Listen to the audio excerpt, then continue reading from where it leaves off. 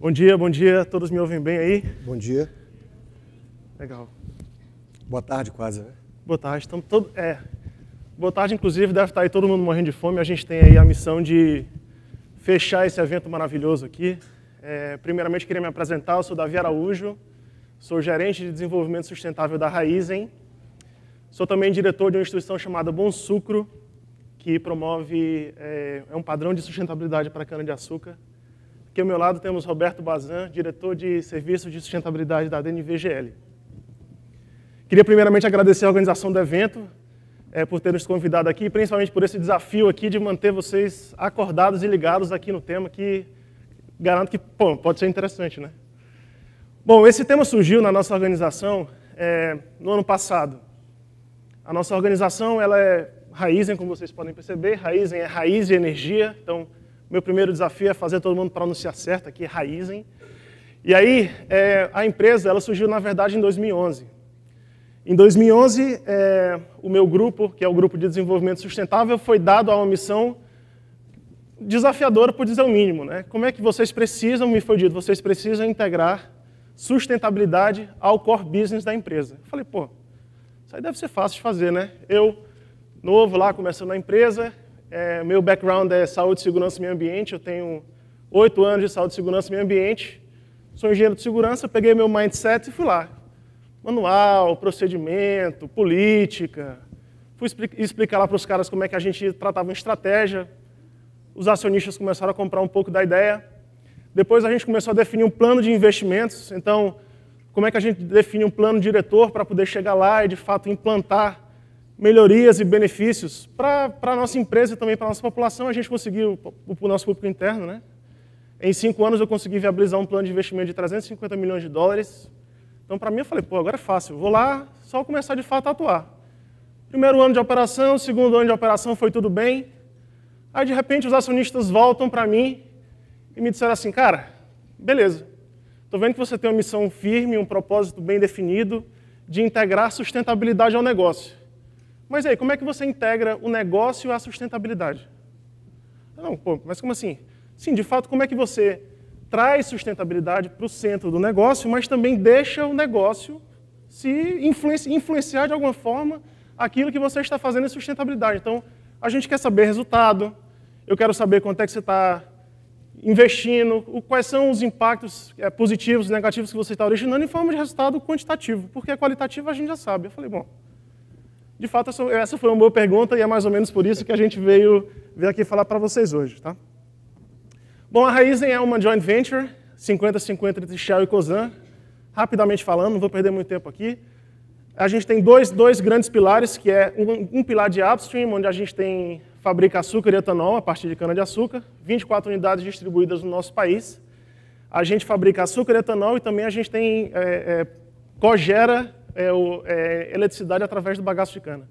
E a gente tem um pilar de downstream, onde a gente distribui e comercializa os combustíveis sobre a marca Shell, que eu acho que todos vocês conhecem, né?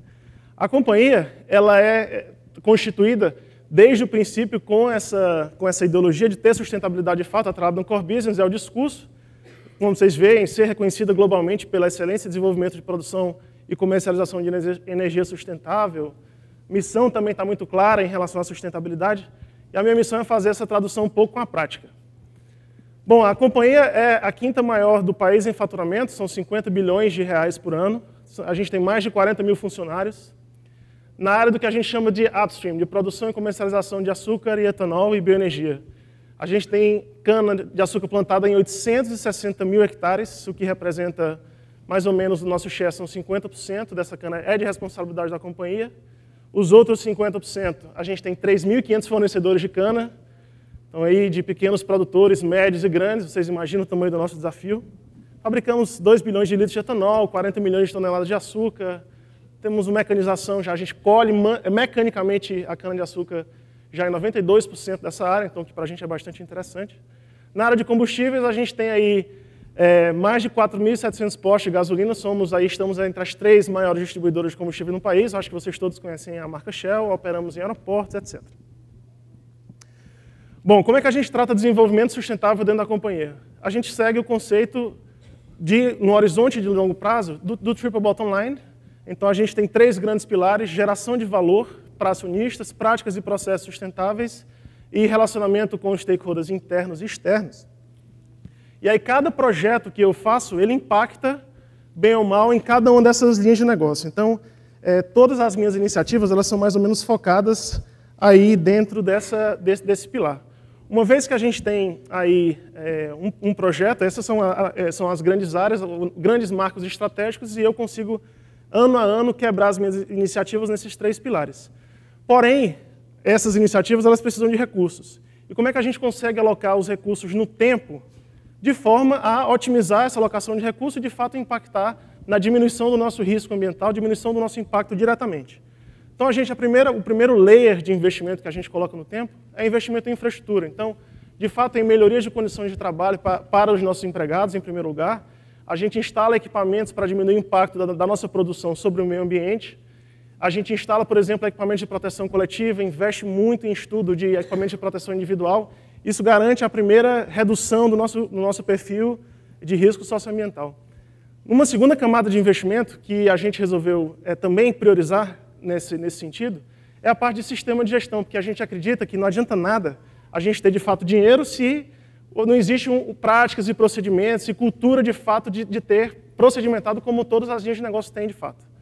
Então, para isso, a gente trouxe de um dos acionistas um sistema de gestão que é bastante confortável da nossa operação.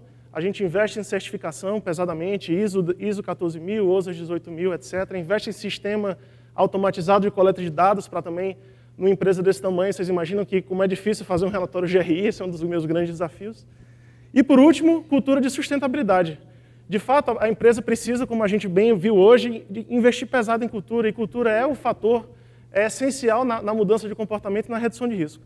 Esse gráfico mostra 2 informações importantes, que conforme a gente atua nesses 3 pilares, no nosso ponto de vista, nosso perfil de risco, ele reduz, e também que essas iniciativas elas podem ser feitas mais ou menos ao mesmo tempo, né? Então, mais ou menos essa é a nossa empresa. E aí veio o desafio do projeto. O projeto ele se destinava a cumprir com alguns propósitos básicos, né? O primeiro propósito era, de fato, prover resultado. Eu precisava fazer um appraisal financeiro, de fato, do que foi investido e também tentar quantificar os benefícios para o meu público, para os meus acionistas. Então, esse foi o primeiro passo muito claro. O segundo foi gerar uma base analítica para a tomada de decisão. Essa base analítica significava que a gente construiu uma plataforma onde as pessoas poderiam entender a nossa sequência de raciocínio, conseguiu ser validada e homologada pelas diversas áreas de negócio que, de fato, estavam sendo impactadas por essa nossa iniciativa. E, por último, desenvolver um framework, onde os processos de investimento que a companhia fosse fazer nas áreas relativas à sustentabilidade, eles seriam verificados e, a partir daí, tomada uma decisão ou não de investimento baseado em critérios quantitativos, obviamente além dos qualitativos, mas levando o quantitativo de fato a sério. E aí foi mais ou menos por aí que a gente chegou para um antigo parceiro de longa data, DNV, e a gente começou a bater um papo para saber mais ou menos como é que a gente conseguiria atingir esse resultado, né, Bazan? Isso aí. Eu vou falar em poucas palavras aqui as linhas básicas da metodologia, que é bem complexa, né? Não é um negócio fácil.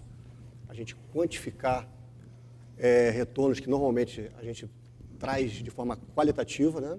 Então, vou traçar em linhas básicas e, rapidamente, antes de devolver para o Davi, comentar um pouco dos resultados alcançados.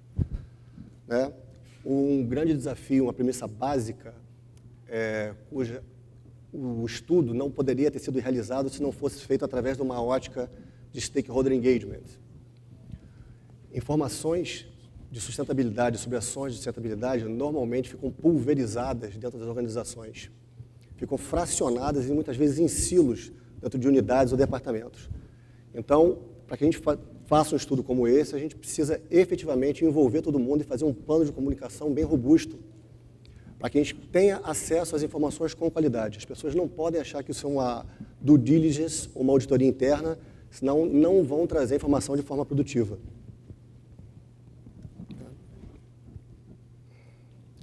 Bom, tendo acesso às informações com qualidade, a gente cai no dilema de como avaliar quantitativamente a sustentabilidade. A avaliação de investimento é uma coisa muito básica, né? Você pega aquilo que você retornou sobre aquilo que você investiu, você tem o seu retorno. Mas como fazer isso dentro de ações de sustentabilidade? No caso específico da Raizen, a gente optou por uma linha de análise e valoração de 2 cenários bem definidos. Antes das etapas, antes das ações de sustentabilidade e após as ações de sustentabilidade. Era um caminho óbvio, porque dentro da Raizen eles seguem as ações de sustentabilidade conforme os ciclos de certificação Bom Sucro. Esse aí, o Bom Sucro é um padrão internacional, como eu falei, para a certificação de cana-de-açúcar. Ele é baseado em 5 princípios, como se fosse uma ISO, que eu acho que todo mundo conhece. Ele é o princípio de obedecer à lei, em primeiro lugar, depois de respeitar os direitos humanos, depois de fato, gerenciar os ativos produtivos em direção à sustentabilidade, tratar de biodiversidade e serviços ecossistêmicos e melhorar continuamente a produção.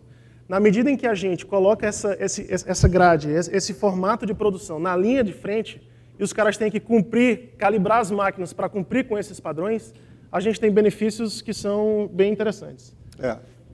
O ponto é esse. Né? Você qualificar 2 cenários, todo mundo isso já faz. Né? Todo mundo aqui trabalha com sustentabilidade, ou a maioria trabalha. Então já tem no PowerPoint pronto os retornos qualitativos das ações que foram tomadas. Né? E o desafio é colocar valor nesses retornos. É trazer do qualitativo para o quantitativo. Como é que a gente faz isso? É exatamente analisando esse retorno qualitativo e desenvolvendo indicadores numéricos para isso. Né? Por exemplo, você tem o retorno das ações de sustentabilidade, a melhoria das condições de trabalho. Como é que você valora isso? Você começa a levantar índices. A gente levantou mais de 40, né? Tá um exemplo rápido aqui, absenteísmo. Você pega as horas de absenteísmo antes das ações, pega as horas de absenteísmo depois das ações, multiplica pelo valor do custo horário das faixas de salário e o delta você tem um retorno. A gente pega também o volume de ações trabalhistas relacionadas a incidentes de trabalho que foram mitigados com as ações de sustentabilidade, os custos com acidentes antes e depois das ações, e você vai desenvolvendo a estrutura do teu estudo. Entra na parte de impacto ambiental, com valoração de quanto você gastava com tratamento de resíduo antes e depois das ações, as atuações ambientais antes e depois. A gente entrou por áreas mais complexas, como valoração de passivos ambientais, onde com a ajuda de especialistas a gente criou vários cenários, fizemos um estudo complexo, e, através da técnica de Monte Carlo, trouxemos para um valor preciso, né? É isso aí. E você vai montando seu quadro. Então você tem os retornos qualitativos, você tem os retornos quantitativos, você tem os índices em todas as áreas. Né? Muito importante que essa metodologia, que esses índices sejam aceitos por todas as partes interessadas, né? Para que tenha solidez e aceitação esses valores. E somando tudo, você consegue o retorno da sustentabilidade. Vou passar para o Davi aqui para ele comentar um pouco dos resultados, já informando que o retorno final ele não vai poder falar, por uma questão de sensitividade da informação e da confidencialidade, né, estratégica, mas pelo sorriso dele dá para perceber qual foi o retorno. Né? Mais ou menos. Então, gente, é o seguinte, o resultado eu garanto para vocês que foi positivo. Quando a gente trata nesse nível de investimento, não adianta pensar que um retorno ínfimo não seria considerado. De fato, o retorno foi bem interessante. Eu acho que o primeiro resultado disso tudo, como a gente estava avaliando um processo de certificação de um produto, no final das contas, um processo produtivo de certificação, eu posso dizer que existe um retorno direto na venda de produto. Então, a gente conseguiu, de fato, acessar alguns mercados que a gente não conseguiria por conta da certificação. Mas, tirando isso, que eu acho que não é muito o que interessa, eu vou mostrar para vocês alguns resultados práticos, mensuráveis, que foram, de fato, verificados nessa avaliação, nesse estudo, e vocês vão ter um pouco de noção. Adianto que são todos valores relativos e não em números absolutos. Tá? Então vocês vão ver mais ou menos isso. A gente teve uma diminuição grande no número de ações trabalhistas, na medida em que a gente investiu na melhoria das condições de trabalho dos empregados. Então, a melhoria do bem-estar deles na linha de frente, a quantidade de equipamentos disponíveis, ela melhorou bastante, realmente, de 2 anos antes do investimento, no estudo e após. A gente conseguiu mensurar um pouco isso. Pagamos menos multas ambientais, isso é um fato. Quando você investe em equipamentos que diminuem o risco de impacto ambiental, existe, de fato, um benefício direto disso, que diminui a sua exposição ambiental. Esse é um fato direto que a gente precisa nos desafiar e sermos capazes de mostrar quando a gente vai pedir, de fato, um investimento.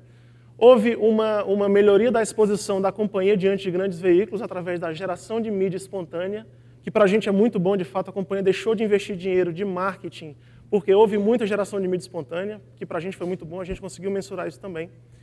Diminuíram os custos com acidentes de afastamento, a gente conseguiu reduzir, dentro de um determinado universo, bastante a quantidade de acidentes com afastamento dentro desse programa como um todo, na medida em que diminuímos a quantidade, o nosso índice diminuiu bastante e a gravidade ou a severidade dos acidentes diminuíram também, o que implicava com que os funcionários passavam menos tempo afastados, diminuindo, portanto, o nosso custo de reposição nessas horas.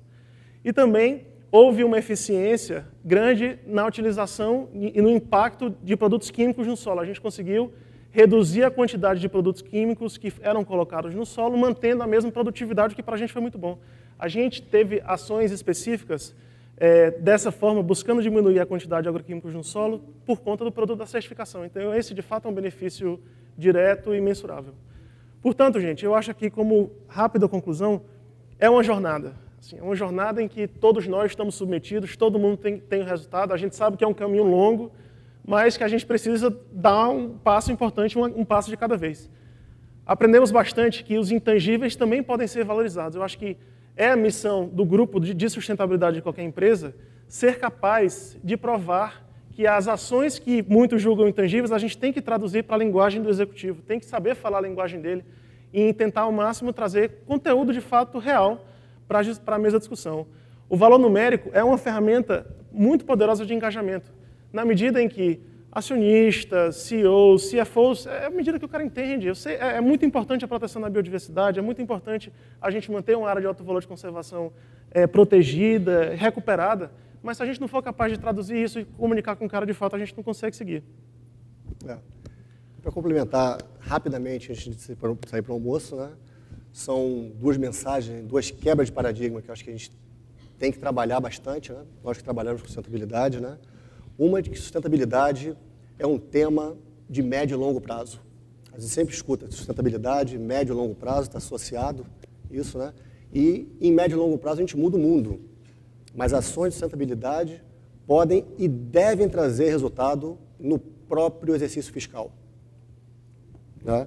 E nessa linha, outro paradigma que a gente tem que quebrar é essa contraposição de que sustentabilidade é uma compensação do lucro e do desenvolvimento. Né? Sustentabilidade é um alavancador de performance e desempenho. Muito obrigado.